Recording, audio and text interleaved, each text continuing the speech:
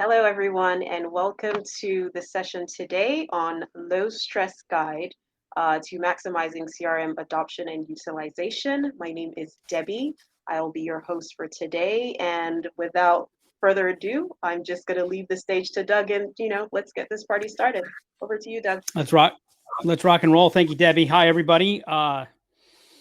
Welcome to a topic that is near and dear to my heart. CRM adoption and utilization. Now, I don't know how many old timers are here. I'd love to see everyone put in the chat. What was the first CRM that you ever used? And I'm going to challenge everybody because I think I can beat you all. Ooh, I see an ACT on there. I want to know ACT for what? Because I go back to ACT for DOS. We see ACT NetSuite. So I go back way to the days where there wasn't even Windows yet. So I've seen a lot of things that have happened as it comes to CRM adoption. And if I remember correctly, I'm pretty sure that I do, the top selling technology application in the 1990s was CRM, believe it or not.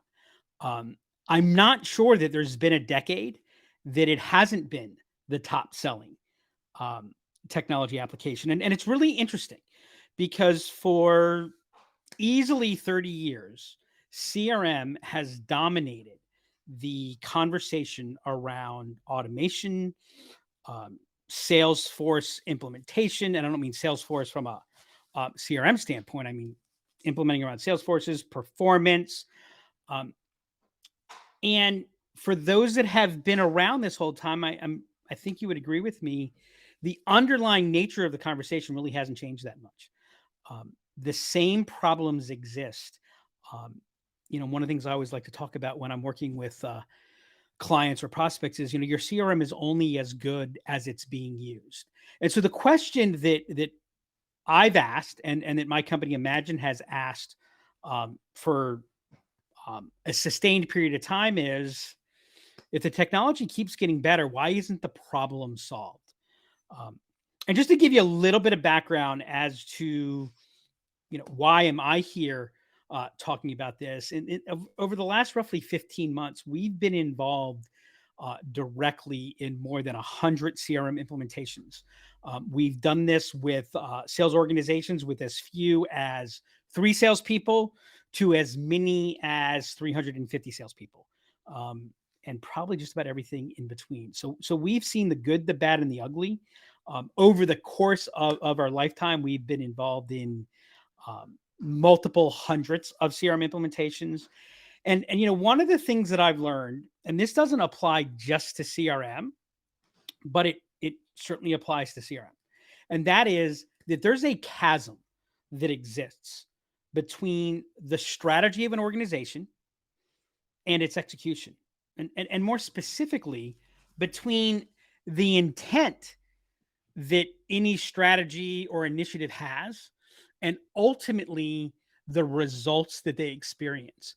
And there's probably no better exhibit A for this than technology in general and CRM specifically.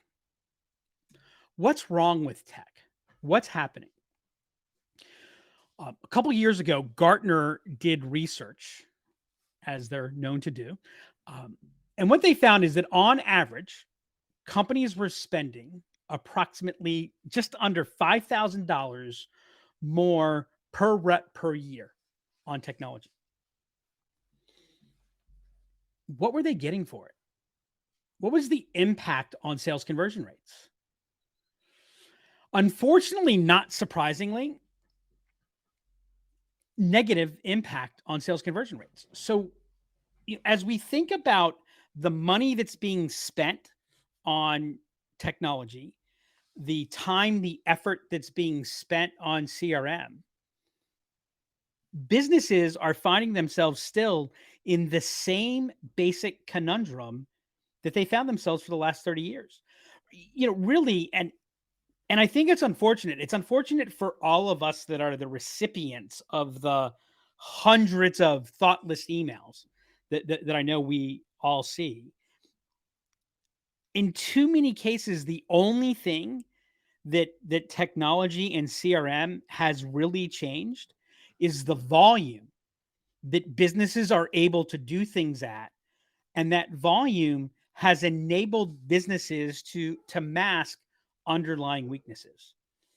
As we're beginning to see an economic shift, those weaknesses are getting exposed.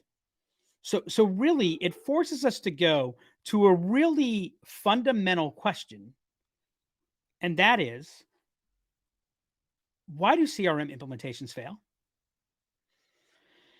And depending upon what research you look at, the failure rate is anywhere between 50 and 70%. As a matter of fact, Forrester several years ago had a great article about CRM, basically referring to it as "Welcome to the giant white elephant in the room." Why do CRM implementations fail? And what we're going to find is that the underlying reason is that we're building Frankenstein systems.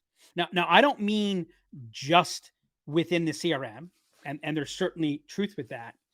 I'm talking about the system, the broader system outside of the CRM. The moment you touch CRM, the moment you touch any type of sales technology, you're involved in automation, and you're also involved in change management. When you change the technology, you're looking to change the behavior. And so the first thing that we need to understand that is creating these Frankenstein systems is that small misalignments, when applied, get magnified. We all have a desire to keep things simple. As a matter of fact, I would say by far the number one request that I get when we start talking to somebody about new CRM, implementing a CRM, or any of those things is, look, I just want to keep this really simple. And I get that. The difficulty is, or the mistake is, that what we're keeping simple is the design and the implementation. And I'll get to this a little bit more later. What that's doing is it's pushing all of the complexity, all of the misalignment to the point of execution. And realize that as companies are spending more on technology, which fundamentally is designed to increase productivity, take a look at the trend over the last 20 years of the average time salespeople spend actually selling. The latest research that I saw from last year from CSO is the typical salesperson spends right now about 31% of their time actually selling. In the early 2000s, that number was about 43, 44%. We've seen a consistent decrease in that key productivity metric of how much time am I actually doing the job that I was hired to do, despite the investment in technology. First cause is small misalignments. The second is what I like to refer to as the whirlwind. Well, what's the whirlwind? The whirlwind is our day job. We've all got a job to do.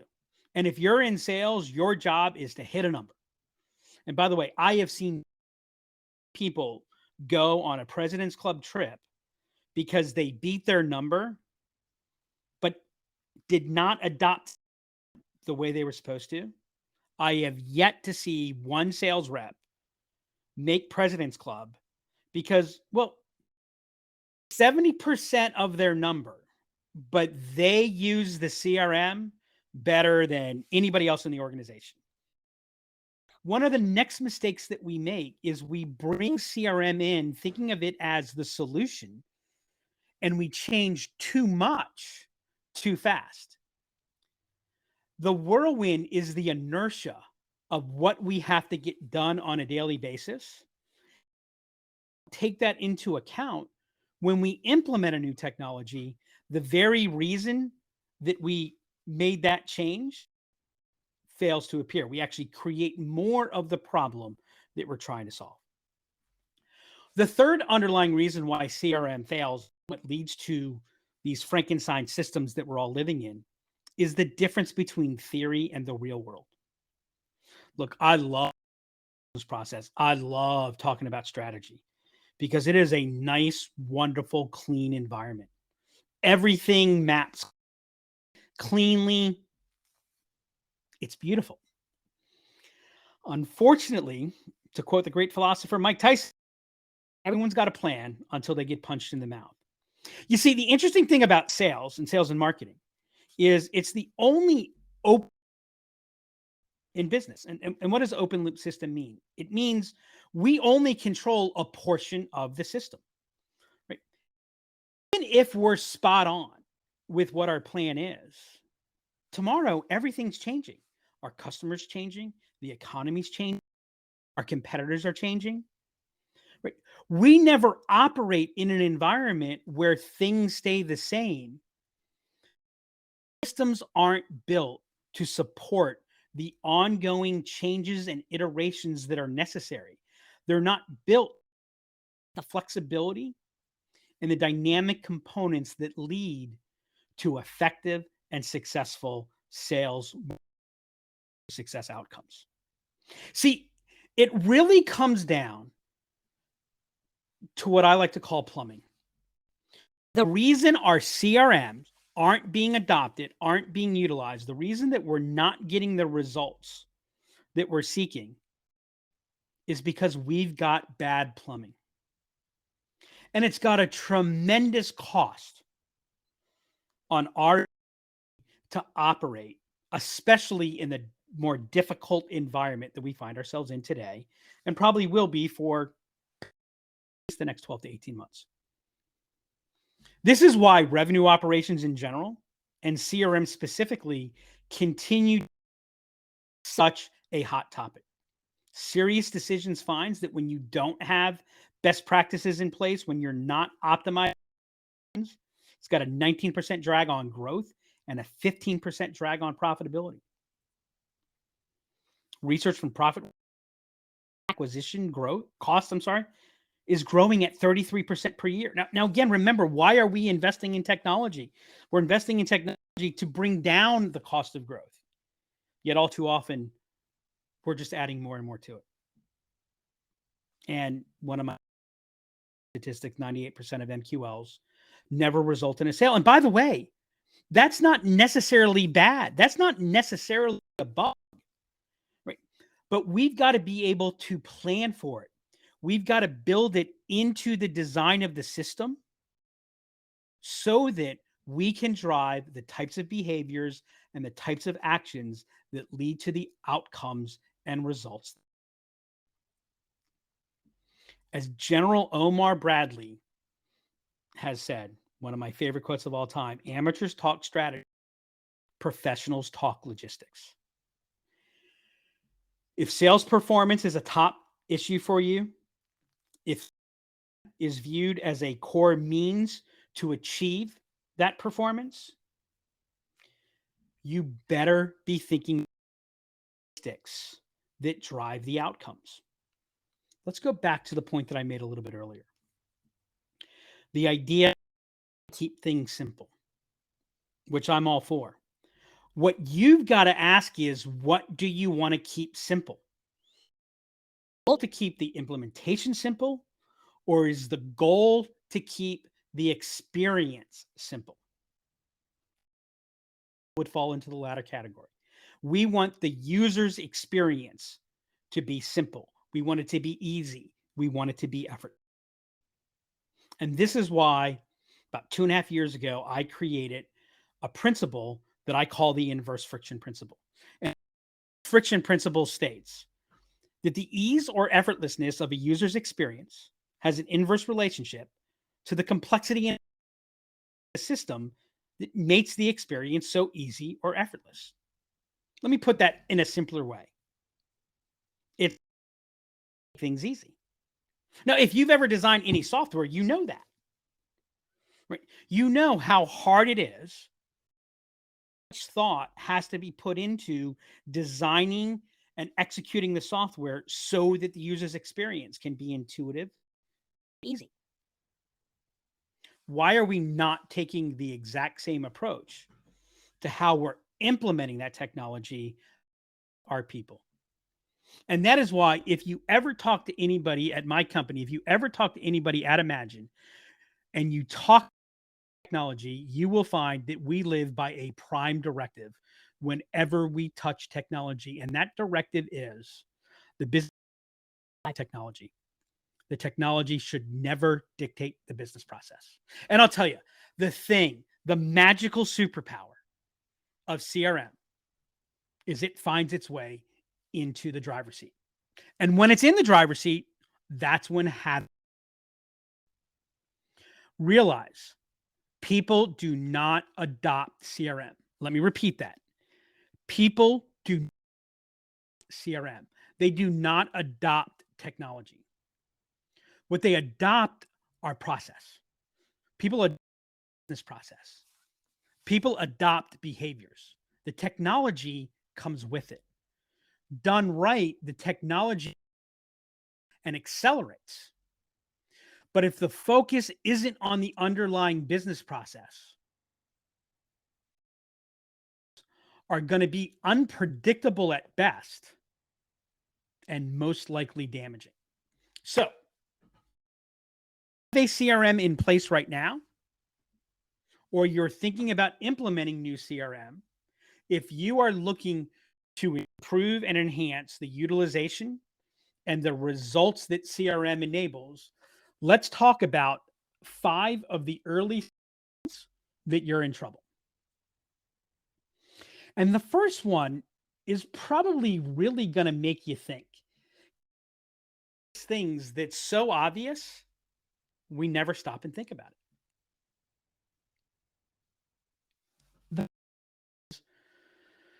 When we talk about increasing the adoption of CRM, what is CRM? Right. We use CRM to describe so many things that it doesn't really mean anything anymore. Right. At its base, what is CRM? All a CRM is a database that you keep information about customers. Now, I add that it's a multi-object relational database, but technically, and by the way, some people wrote Excel as their first CRM. Candidly, Excel is a CRM. If you are keeping the information about your customers and what's happening in Excel, it is your customer relationship management database. Right? When we're looking at CRM in the real world, we're looking for something far more than that. We're looking for reporting. We're looking for insights. We're looking for productivity. We're looking for acceleration. Don't stop at we need CRM. Don't say we've got a CRM problem. Define what that is. Define what you're trying to address with CRM. And you'll find yourself well on the way to the path of getting greater adoption, greater utilization, or at least finding what the real barriers are to that adoption and to that utilization. These are the 4 most dangerous words when talking about CRM implementation. And I have lost count how many times I hear them. The 4 most dangerous words are all we need is. Right. Remember, that takes us right back to the inverse friction principle. When we're thinking, all I need is a place that will store the information so that everyone can see what's going on. The right hand will know what the left hand is doing. We'll know who our customers are, what contacts, et cetera, et cetera, et cetera. Again, we've implemented 100 CRM implementations in the last 15 months. Probably half of them started with some level of CRM requirements documentation that we looked at.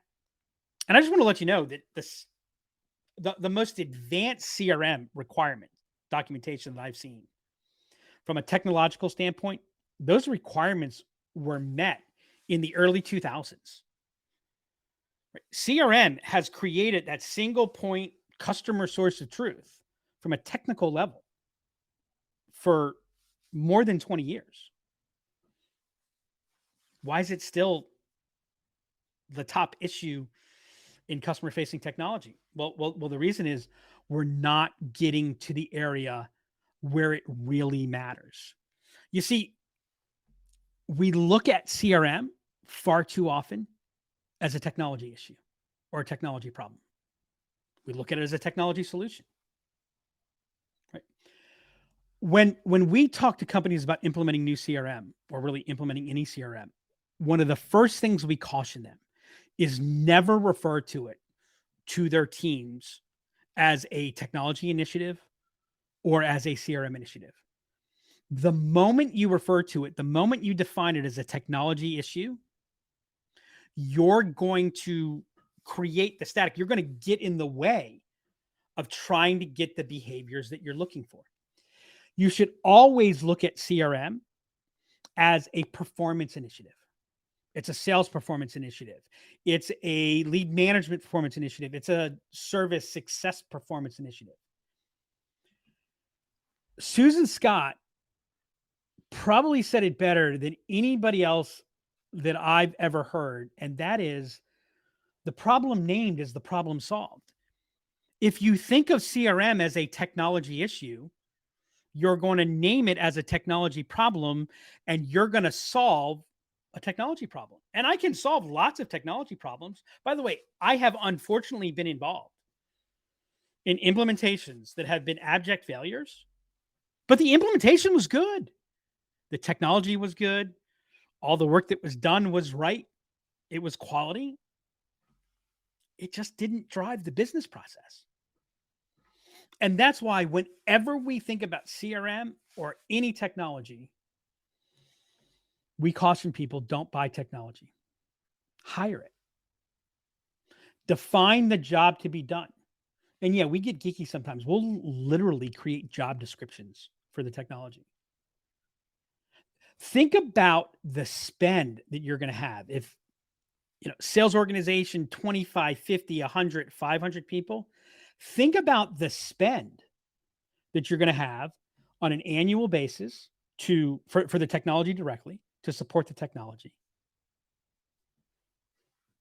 Yet we spend more time defining the job description of an entry-level employee that's going to be doing the same thing that other people are doing than we spend defining the job to be done by critical elements that are going to impact everybody, like technology.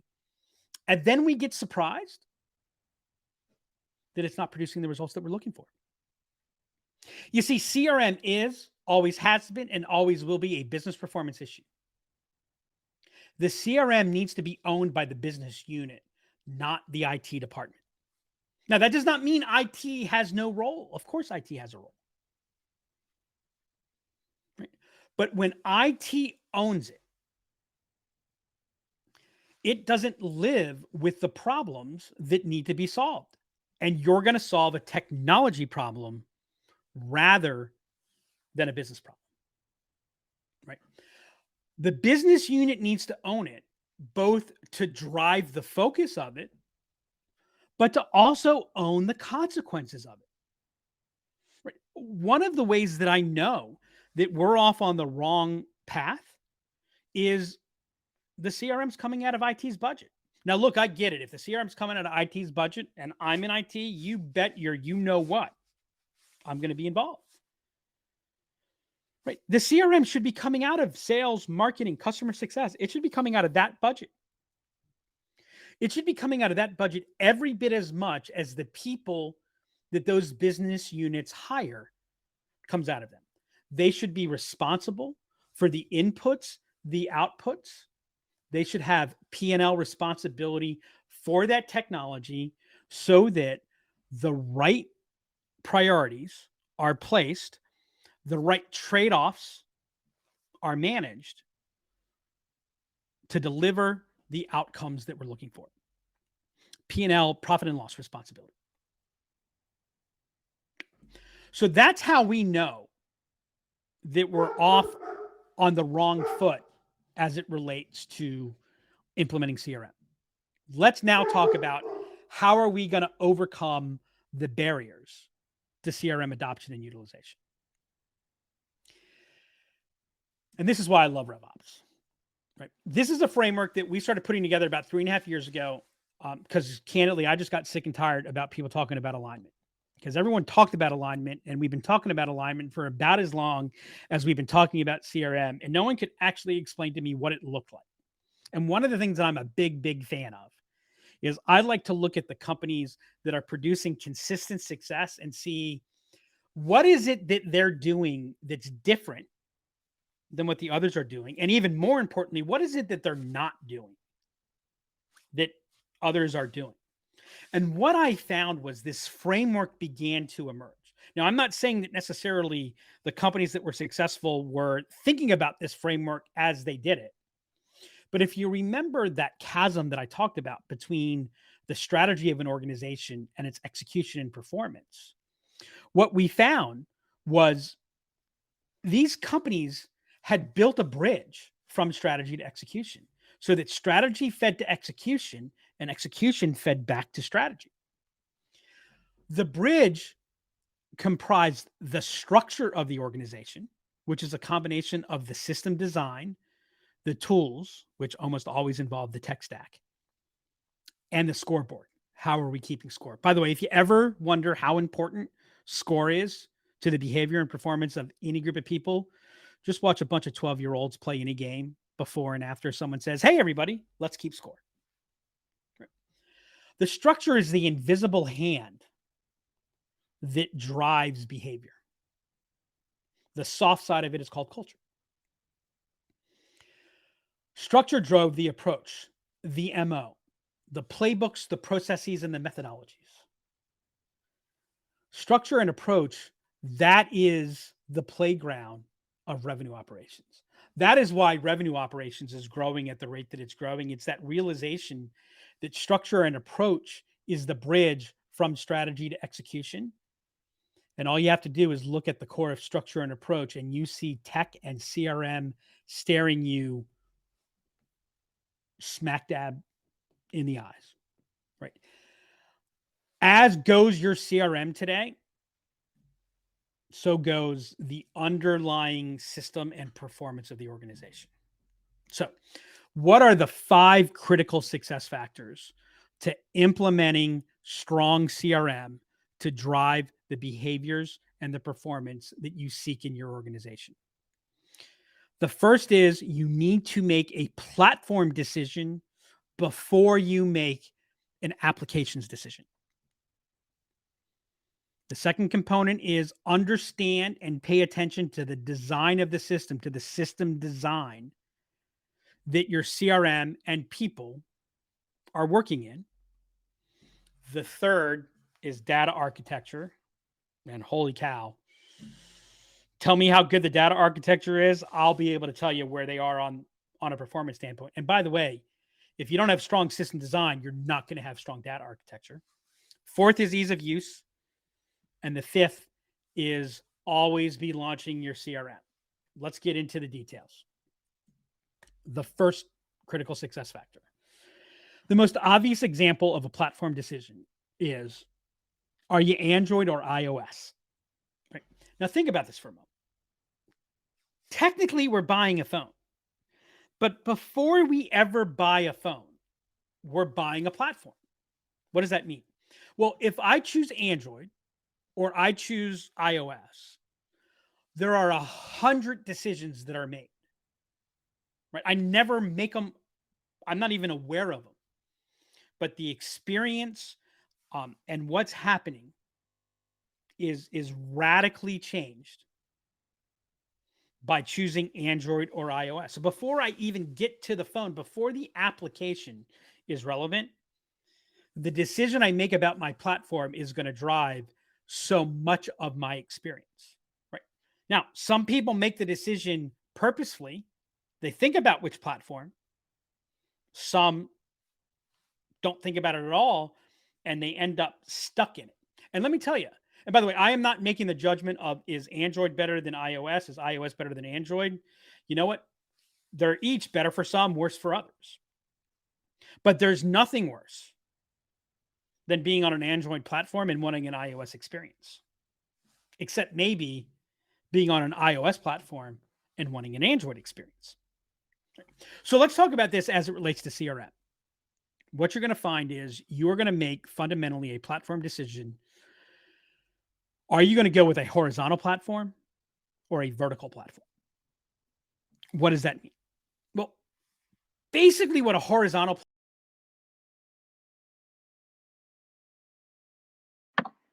Seems like we lost Doug there. I think we'll just give him a couple of minutes for him to join us again.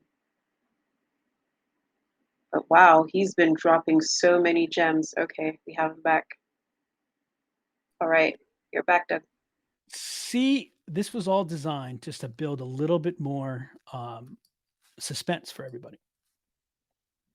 Alrighty. So what I had said, you're going to go with a horizontal platform or a vertical platform. A horizontal platform is basically you're bringing together multiple applications. Now, typically your CRM has there is a centricity to it, but what a horizontal platform is going to do is you're going to have multiple databases. There are going to be multiple applications. Now, the upside to a horizontal platform is it can create a much more customized experience for you, right? You can identify individual applications and bring them together. So every application that you're using is specific and purposeful and chosen, right? The downside to it is it's going to be more complicated. Managing those databases is going to involve ongoing action and activity. And candidly, what it means is that IT is going to have a much bigger involvement because managing the technology is a key element for a horizontal platform. A vertical platform really looks at your CRM as the center. Everything emanates from the CRM. And the CRM is then driving your marketing motions, your sales motions, your customer management motions, and then utilizing APIs and other elements of integration. You're able to bring in other applications. One of the things that you're going to find in a horizontal platform is more often than not, you're going to work in the specific application. So if you think about a horizontal platform, you're building on a horizontal platform. With a vertical platform, you're working in it. So the other applications that you're working, you bring them into the CRM. What one's right for you? I can tell you that all things being equal, a vertical platform unquestionably is more streamlined. I am one of the rules that I live by in managing technology is the fewer databases, the better. Right. So this is really operating on one primary database. It enables greater cross communication in a simpler way. It is more business line oriented. So if you think about a platform decision, you're managing everything, and I'm oversimplifying this a little bit, but you're managing everything in kind of a point to point. A vertical platform, you're taking more of a hub based approach. What's the right choice for you? Well, if building on is important and you have the IT resources, a horizontal platform might be the right one for you. A horizontal platform is very IT centric. Now, remember, the CRM still needs to be owned by the business unit, right? So it does mean an allocation of resources from IT to the business unit, which again becomes another thing that you've got to manage, right? As I mentioned earlier, you're building on a horizontal platform. And if what you need is custom, right, it has to be built specifically to your specifications because you've got unique requirements. Horizontal platform is likely going to be the direction you need to go. You're going to need to manage that because it will be more complicated. Vertical platforms are business use centric. You work in them rather than building on them. You are, for the most part, configuring rather than customizing. And a vertical platform does provide a much more streamlined experience. So how do you know which one is the right one for you?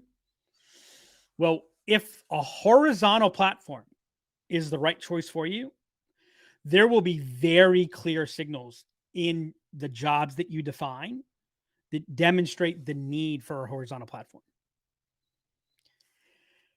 If it's not clear you need a horizontal platform, your vertical platform is highly likely the right platform decision that you're going to make. Now, when you choose which platform, that's when you begin to look at the specific technology, right? So the moment you choose which direction you're going on, 100 other decisions are made. And what I find, and it's the first mistake made when people purchase CRM, is they purchase the CRM first. And then, well, for the most part, they never really think about the platform decision. But if they do, they think about it afterwards. Think about platform first, application second. Any sailors in the audience? Any boaters? If you're a boater, you understand the danger of friction not managed. Right? Friction is like a barnacle on a boat. And here's the thing that's the most dangerous thing about friction. It's the most dangerous thing about barnacles. A little bit here, a little bit there, doesn't make any difference. And look, I'm guilty of it. As a matter of fact, I had to live with the consequence of it 2 weeks ago. I didn't build the template before I started sending out the emails. So I copied the email from a previous email, forgot that I had put the company's name and something specific to them in there, pasted that in, sent it out, and had a big old whoopsie moment. Right. And why did I do that? Well, because, to go through, it was a busy day. I had just iterated a new thing that was working out really well. You know what? I'll get around to that later. Hey, let's do this. Right. It was easier to just send out the email than it was to build the system. Right. But the danger is those barnacles build up and build up and build up. And as we generate more and more and more friction, we create more and more quicksand. Right. Hey, we're the HubSpot admin user group here. We know the flywheel. For as long as business has been around, we have basically been stuck with only being able to manage one part of the flywheel. Increase force. The battle cry of business for the last 20 years has been do more, do it better, do it faster, do it with less. We've hit the point of diminishing returns there. System design is looking at the underlying elements behind that so that we can reduce the friction that creates drag. And by reducing the friction, what I refer to as the negative friction, we increase the rate of the flywheel without having to expend more resources, more energy, more effort. But it requires us to look at things through the lens of the system and the underlying business process. Right? We all run a theater operation, right? We've got our customers that we want to delight. We delight them with our front stage experience. What is the front stage experience? Anything that touches the customer or that the customer sees is front stage. Now, I will tell you, over the last 5 years, I have seen real progress towards reducing the front stage friction. The difficulty is, while the front stage gets all the spotlight, it really only accounts for about a quarter of the real friction that slows us down. It only accounts for about a quarter of the real friction that prevents salespeople from spending more of their time selling. The real friction is happening in the backstage, all those things that are directly supporting the ability to sell. I remember when I first got into sales, I was told if you're not talking to a customer or preparing for the conversation you're about to have with a customer or prospect, you're not working. Right? Because I was hired to be in sales. Right? Backstage are all those things that enable us to be doing our front stage. And the support processes are the things that connect so that our ongoing business can operate effectively. So what is system design? It's the ongoing process of making trade-offs and adjustments that are necessary to align everything going on so that we can maximize our value creation within the constraints that exist. Overly technical here a little bit. The main thing I want to get across, and this is the second biggest reason that I see CRM implementations fail, is we keep trying to find quote unquote the right way, or we end up addressing whoever's complaining the loudest. There is no, when you get to the real stuff that makes a difference, there is no right decision. There's a trade-off. When you make a choice, it's going to be good for one direction, not as good for a different direction. Let's go back to platform. I remember when I first got into real estate, I was a real estate agent for a brief period of time. I showed somebody, I think it was 6, 7 houses the first time I showed them. And I said, okay, so what do you think? Which one do you like? And they never forget what they said. Well, we really like the backyard of the second house, but the kitchen of the fourth house was great. And the bedrooms of the first house. And I was like, yeah, okay. Well, unfortunately, I can't pull that. You only get to choose one, right? We've got to make trade-offs. System design is the process. It's the strategy behind the trade-offs that are getting made. And what makes it especially fun is those trade-offs are done while we're executing. And there's 4 components to good system design. The first is a comprehensive, holistic understanding of the situations, inputs, stakeholders, and objectives. What is it? Who's involved? How's it being done? What's the problem? We then move to the hypothesis stage. This is a divergent approach to thinking. This is where we break things apart. Establish theories about the problem, potentially the solution. What are we going to test? That moves to the analysis stage. We break down further to ensure that we're addressing the causes, not just the symptoms, and we're considering the various upstream, side stream, and downstream impacts. That's how we make sure we don't get stuck in the whack-a-mole game. And the synthesis stage brings it all together and into the systems that we're operating in so that the users are able to continue to move forward. They're operating in an environment of transformation, but never feeling like they're under constant change because there's stability. This 4-step process is designed against 3 trade-offs. The first trade-off is feasibility. How hard will this be? Viability. How sustainable? Sure, we can do it. Can we do it again and again? And how disruptive will it be? We're always trading off against the feasibility, the viability, and the desirability within the constraints of our organization.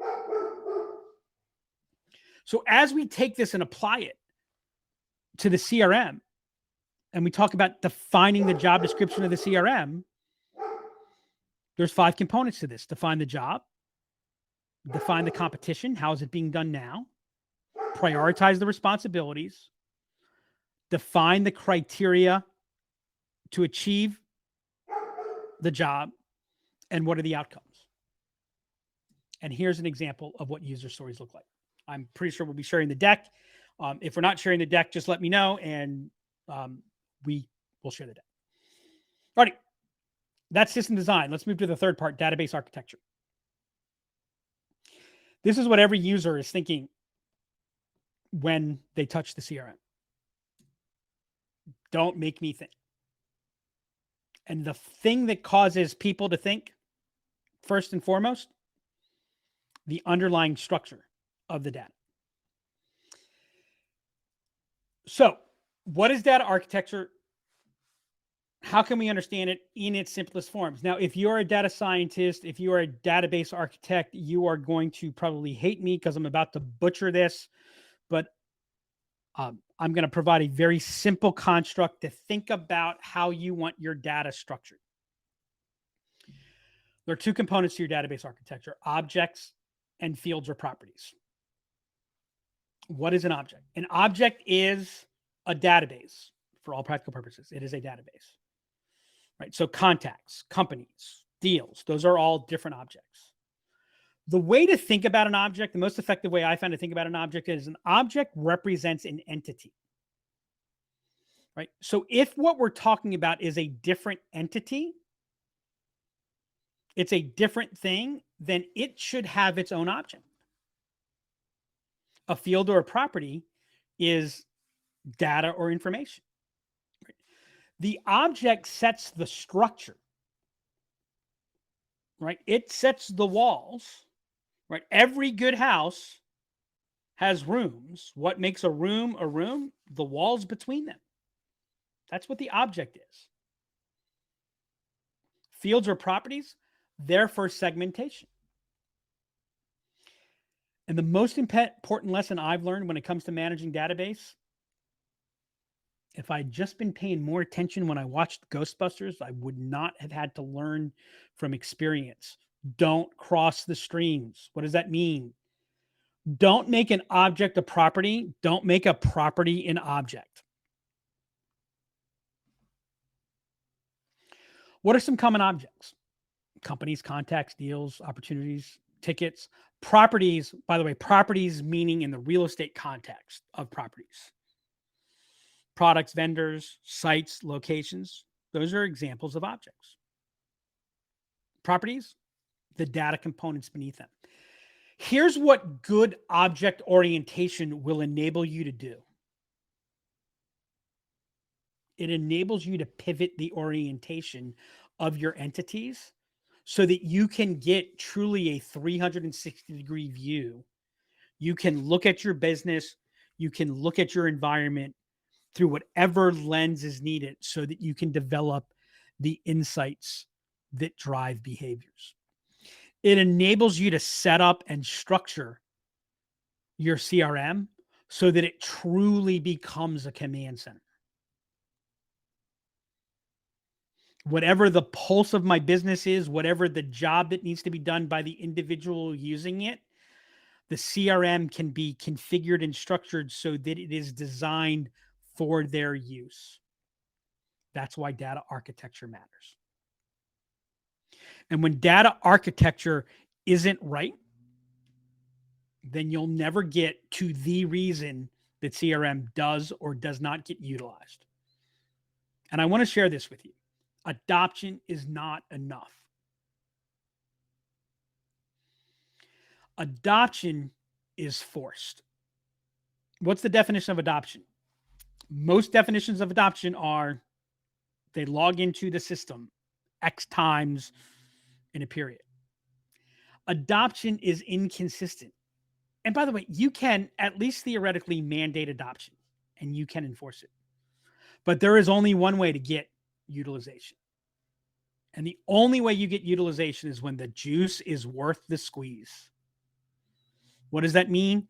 It means when using the CRM, when my job using the CRM is easier than when not using it.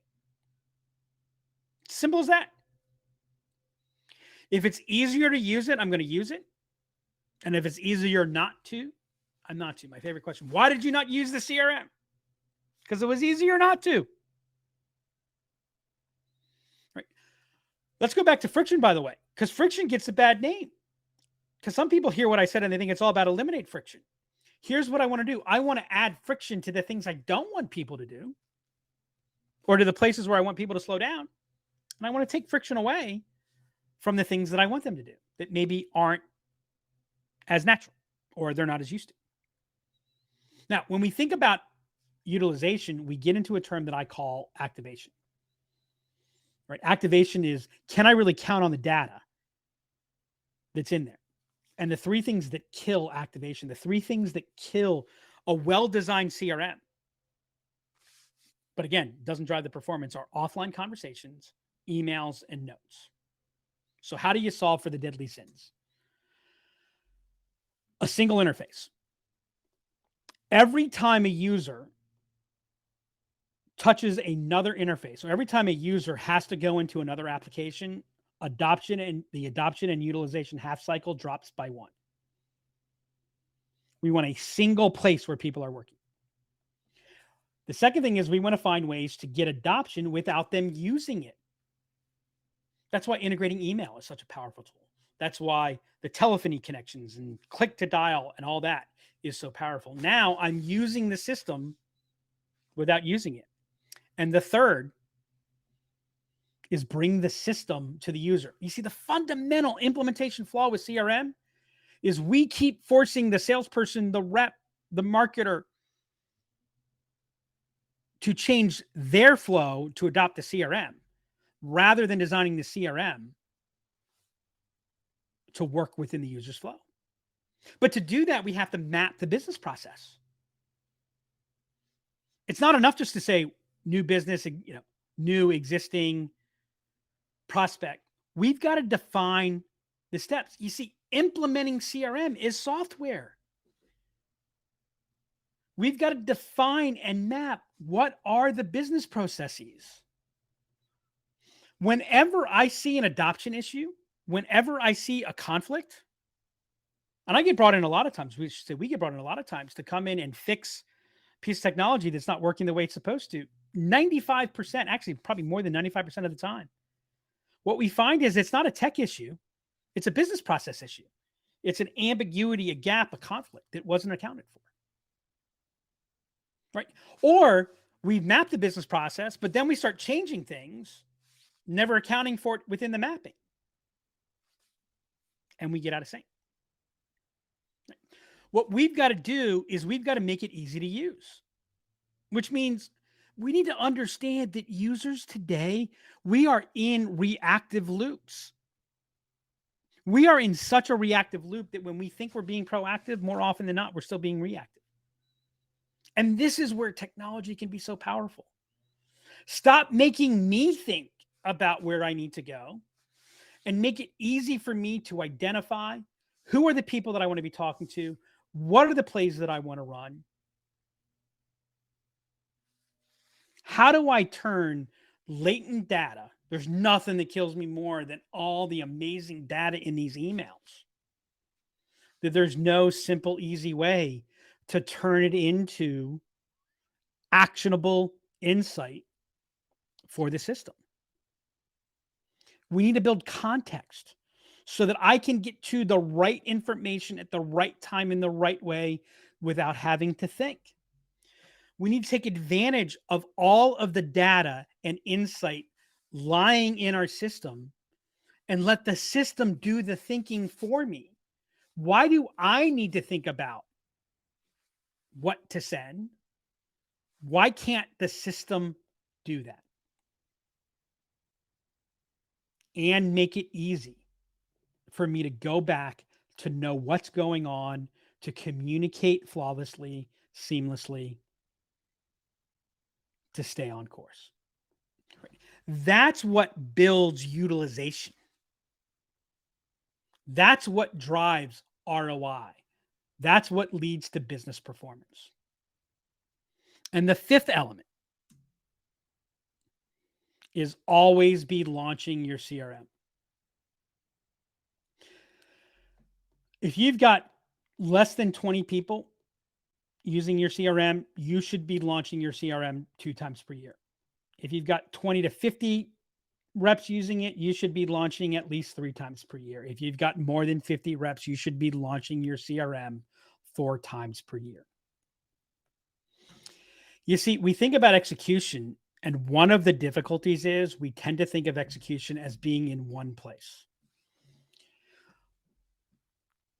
I did not invent this. This is combined by some work done by Jeffrey Moore and McKinsey on zones of execution. But what we have identified, what we've defined is 3 zones of execution.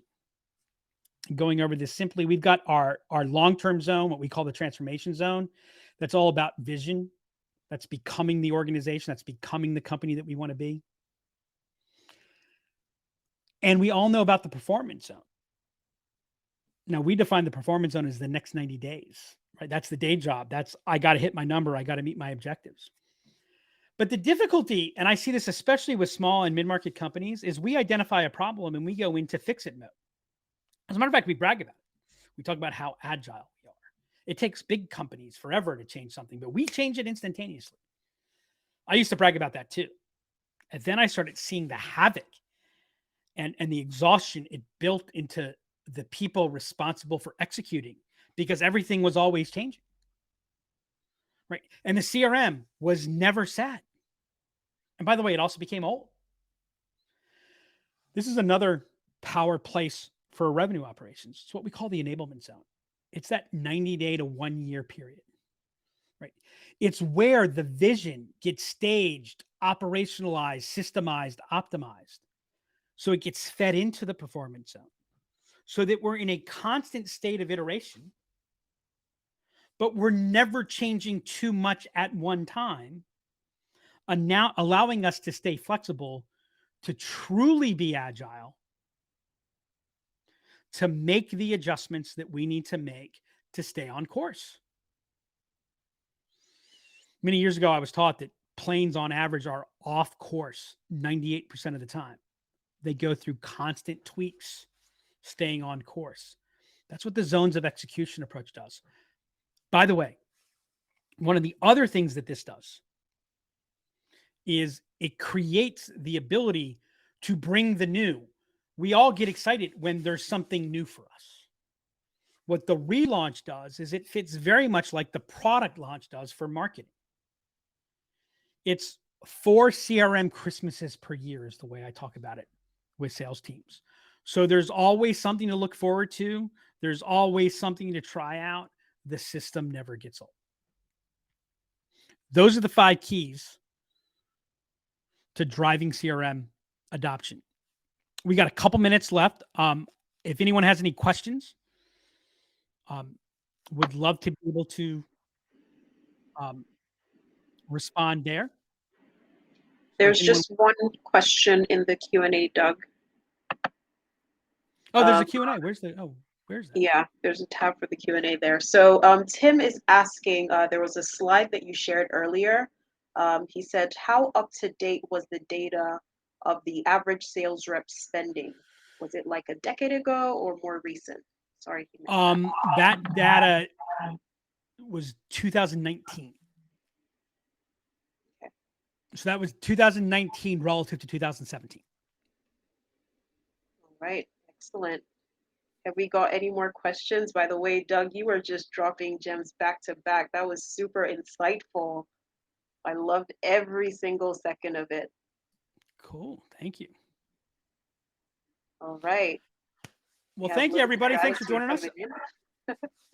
Any questions? Any questions? A lot of thanks, Doug. All right. Thank you, Dana. Thanks, Matt. Thanks, Kenneth. Thanks, Jen. Thanks, Chris. Paul, thank you. And Tim, yes, we will be sharing the data. Yeah. Yeah. Excellent. All right. Well, Debbie, thanks so much for hosting. Thank you so much. If anyone has any questions, you can feel free to send me an email. Get me on Twitter at Doug Davidoff. I'm happy to help. And looking forward to the next talk. All right. Excellent. Thank you so much, Doug. And thanks everyone for coming. Have a great day. Bye.